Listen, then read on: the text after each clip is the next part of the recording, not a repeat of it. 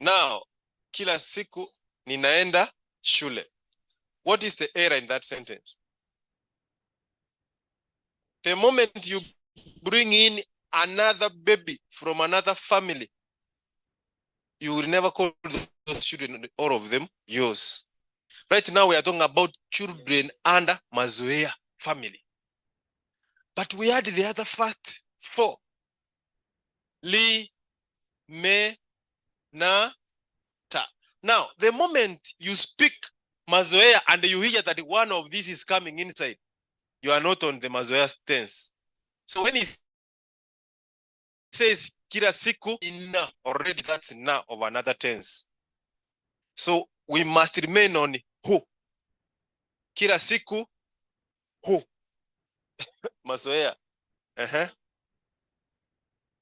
Yes. Let's hear this.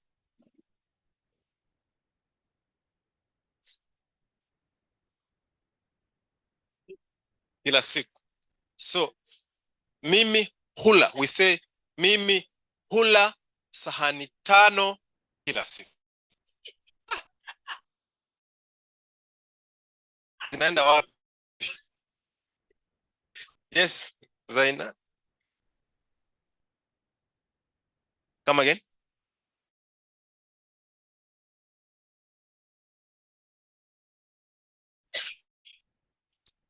Kila muda. I've not got the second part.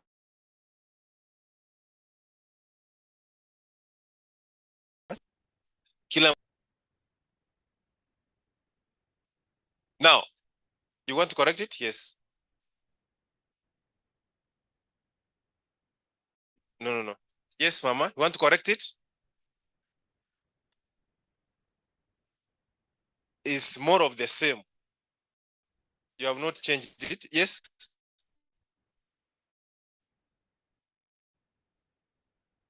You are almost there, but there is something missing to refer to yourself. You go back to positions. Who can remember formula for position? Yes. Niua. Do you remember that? Oh, you don't remember Niua. You were not there. Other people were around. Niua. Do you remember it? But let me first say, when you go back to those Niua,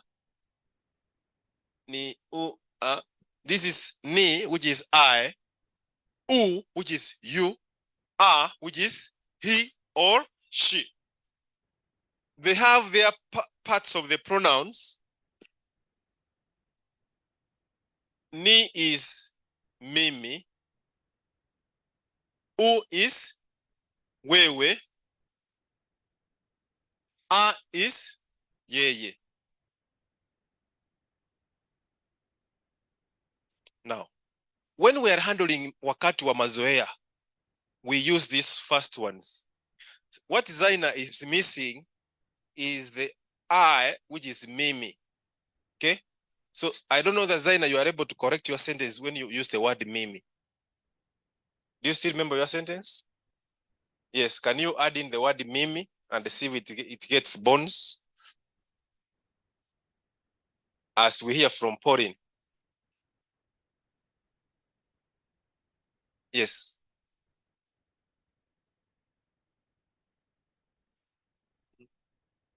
Ongea kwa sauti.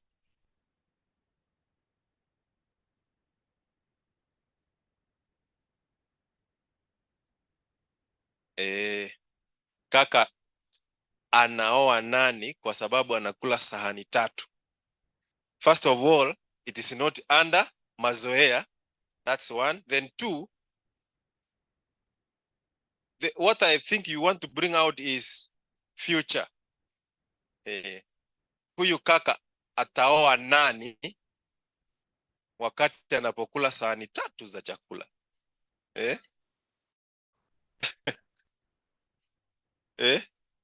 You see that? But if you want to use mazoea, huyu kaka huwa anaoa nani? Huwa anaoa nani? You see that? Yes. Yes. It's the same. Yes, thank you. Umekumbuka? Aha.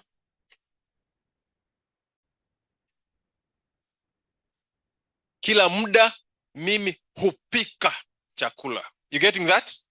Kila muda mimi hupika chakula. Okay? Kila Jumatano wewe husoma Kiswahili. Are you getting that? So now we are using this here. Mimi, I, wewe, you, yeye, he or she. Kila mwezi yeye hupata mshahara. Mshahara is what? Yes. Kila mwezi yeye hupata mshahara. Very simple Kiswahili. Kila, every. Mshahara, salary. Hupata, gets. Kila, every, yeah? Kila mwezi, you remember? It's a month. Kila mwezi yeye hupata mshahara. So let's see more examples using mimi, wewe, yeye, and who. Yes.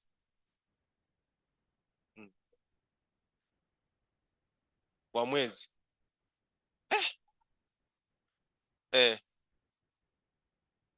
Ndugu yangu Aaron huoga mara moja kwa wiki. Aaron, simama tukuone. Haya, ndiye huyo. Aaron huoga mara moja kwa wiki. Okay. Ndugu yangu Aaron huoga mara moja kwa wiki. Asante. Aha.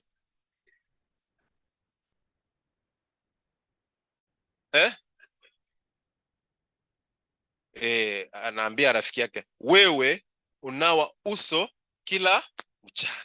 Very good. Wewe unawa uso kila mchana. Very good. Another one. Yes. We want to use mimi, wewe, yeye. Yes. Kila yeye mwalimu asomesa Swahili. Kila yeye. Oh. Okay. What were you meaning? What were you intending to say? Oh, I teach you Kiswahili. Who can use that? And the constructor sentence. She wants to say, I teach you Kiswahili. Yes. Okay. Mimi huoga kila saa. Sawa? Yes. Mwalimu hufundisha lugha ya Kiswahili. You get that? Mwalimu hufundisha lugha ya Kiswahili. Yes.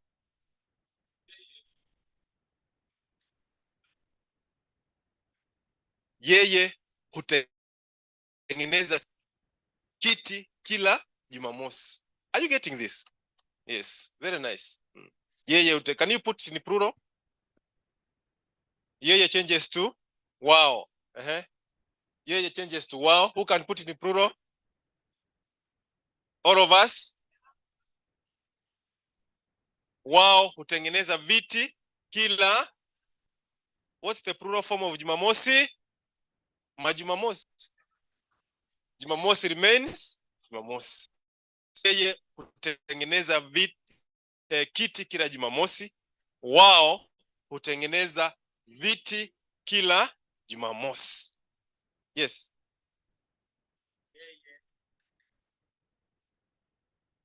Yeye anajibu. Now you see that. Yeye anajibu mazoezi kila Jumamosi. Now that one is another tense. It's called present continuous. Present. But the one we are saying, yeye hujibu mazoezi kila, usema kila siku. Kila siku. Yes. Mtoto wangu hunyonya kila siku. I like that because she is now bringing in the other things we covered. vimilikishi. You remember that? Wangu, wako, wake. Okay?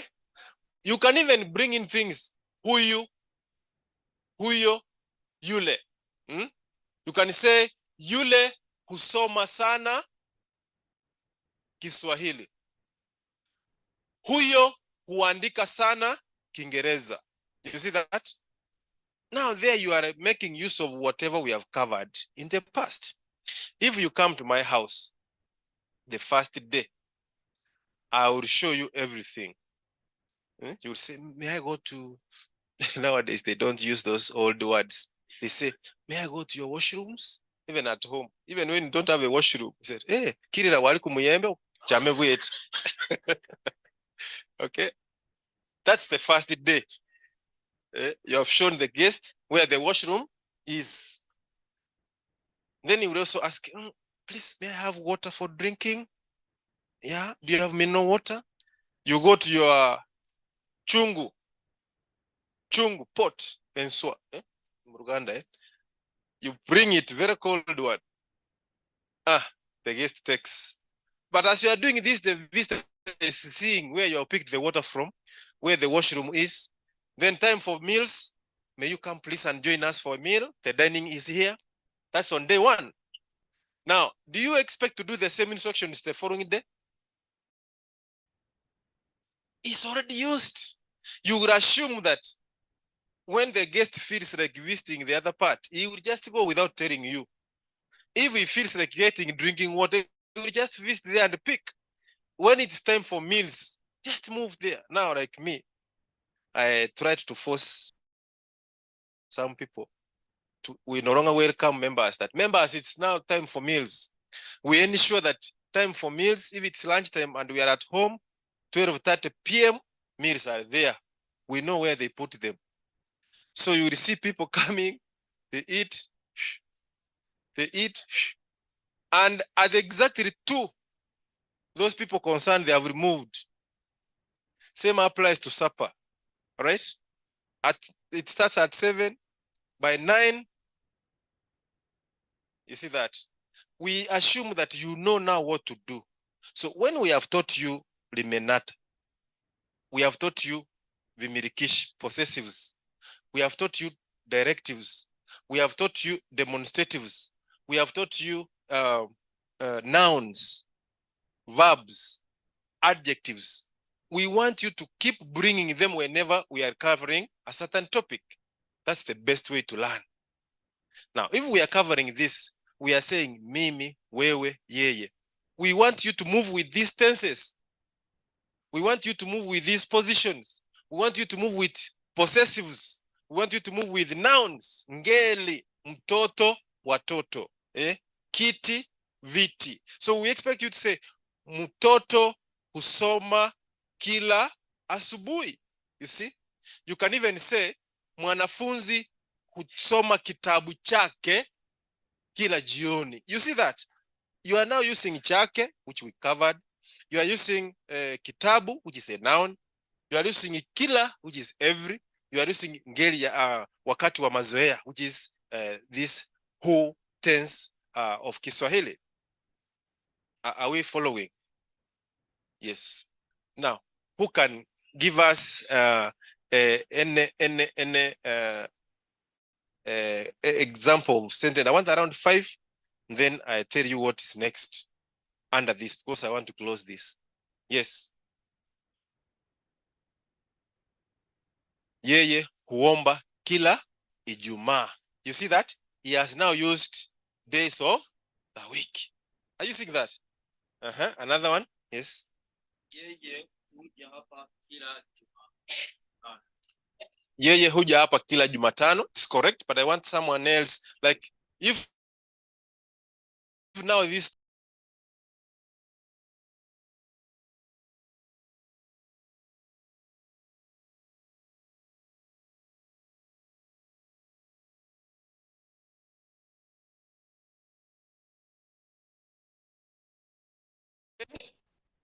asubuhi. Very good.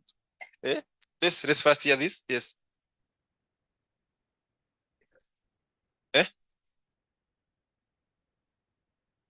Nani. You see that? They will ask you, nani. Eh? So you have to put something. Mwalimu. And another thing, members, you need to always proper nouns to proper actions. Are we together? If you know